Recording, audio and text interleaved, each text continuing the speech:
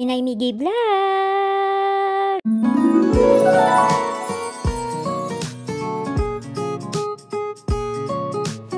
Hello mga nakshi! Samahan niyo uli akong buksan ang isa sa mga parcel ko na magdadagdag ng buhay sa pagka-transition namin sa Team Puti at Team Kahoy.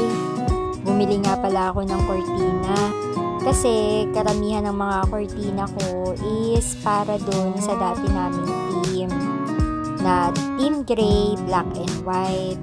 So karamihan sa kanila hindi babagay sa team na napili ko ngayon kundi yung Team Puti at Team Kahoy. So ang napili kong kulay is color khaki tsaka cream. So yung dalawang color khaki yung nasa gilid tapos yung cream yung nasa gitna. At dahil hindi ko pa napipinturahan at napapalitan yung privacy sticker ng bintana namin, naisipan ko munang lagyan sila ng kortina para hindi naman siya pangit tignan. At saka yan din yung gusto ng anak ko na type ng kortina, yung ring curtain. Siya nga yung nagsuggest ng ganyang klase ng kortina ang bilin ko. At hindi naman nakakasisi kasi maganda naman siya kahit na medyo pricey siya kumpara dun sa dati kong mga binibili na kortina na tagda 35. At aside sa kortina, eto pa yung isa kong parcel na talagang kinikilig din ako. At ayan, binubuksan ko na siya. Kagaya dun sa isa kong video, sabi ko nga dun, nag-iisa lang ang cover ng sopa namin. Kaya kapag darating yung araw na dapat labhan ko na yung cover ng sopa namin, nagiging color black na siya. So hindi na siya adapt dun sa team ng bahay namin. Kaya naisipan kong bumili ng kapalitan na habang nilalaban siya. At habang pinapalitan ko ng cover itong sopa namin, meron akong maikikwento sa inyo. Meron kasi akong napanood na video na gusto kong i-share sa inyo at naway kapulutan nyo ng aral. Meron daw isang hari na meron siyang kawal na hindi niya nagugustuhan yung inuugali ng kawal niya ngayon. Dahil daw sa lahat ng bagay at sa lahat ng nangyayari o kaganapan sa buhay nito, pangit man o hindi, lagi niyang sinasabi, God is good all the time. Kagaya na lang ng isang beses siyang inutusan pumunta ng bayan.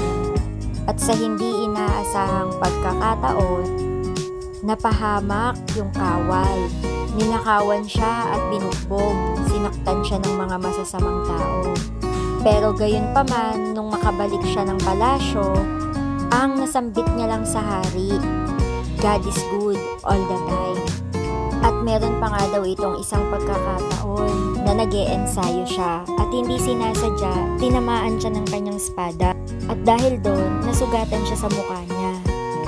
Ngunit wala pa ring ibang naisambit ang kawal kundi God is good all the time. Hanggang isang araw, nagpunta sa kagubatan ang hari at ang kanyang kawal upang sila ay mangaso. Ngunit sa hindi inaasahang pagkakataon, inatake ng isang mabangis na hayop ang hari. Ipinagtanggol ng kawal ang hari at napatay niya ang hayop. Ngunit sa kasamaang palad, naputol ang isang daliri ng hari at wala pa ring nasambit ang kawal kundi God is good all the time. At sa mga oras na yon, nagalit ang hari sa kanyang kawal. Kung talagang napakabuti ng Diyos mo, bakit hahayaan niyang maputol ang daliri ko? Ang sagot sa kanya ng kawal, lahat ng mga plano ng Diyos ay perpekto at ito ay para sa atin. At doon lalong nagalit ang hari at nagdesisyon siyang ikulong ang kanyang kawal upang ito ay parusahan. At makalipas ang ilang araw, naisipan uli ng hari na bumalik sa pangangaso. Ngunit bigla-bigla na lamang meron sa kanyang mga katutubo o ibang tribo na dinakip ang hari at sinabi na iaalay nila ang hari sa kanilang Panginoon. Takot na takot ang hari pero wala siyang magagawa dahil nililinis na siya ng mga katutubo. Hanggang sa biglang napansin ng isang katutubo na putol ang kanyang daliri. At sinabi sa kanyang mga kasamahan, pakawalan niyo yan, hindi yan tatanggapin ng ating Panginoon, hindi siya perpekto. Kaya nang makabalik ang hari sa kanyang kaharian, dali-dali niyang pinakawalan ang kanyang alagad. At sabi niya sa kanyang alagad, totoo nga na ang iyong Panginoon ay napakabuti. God is good all the time. Meron talagang mga pangyayari natin naiintindihan, pero para yun sa ating kabutihan. Sana may natutunan kayo hanggang sa susunod. Inay Miggy Vlog, paalam!